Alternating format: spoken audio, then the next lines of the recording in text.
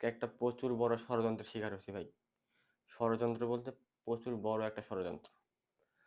প্রতিদিন আমি এখানে বসে থেকে রিলস দেখি, ইনস্টাগ্রাম দেখি, ফেসবুক, টিকটক, মানে ফোন টোন টিপি আর কি।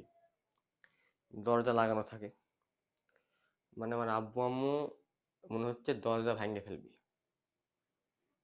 মানে প্রচুর কথা শোনাবি, পড়তে বসিস না, হ্যান ত্যান, বড় হয় কি করবো, বাড়ি থেকে বের হয়ে যা, হ্যান ত্যান।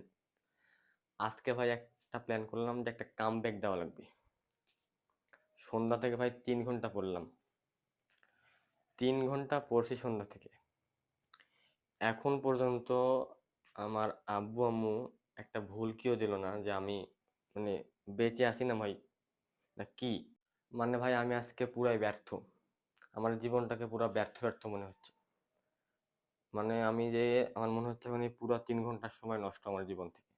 এই 3 ঘন্টা যদি আমি বসে থেকে রিলস দেখতাম, তাও ভাই কিছু শিখতে পারতাম।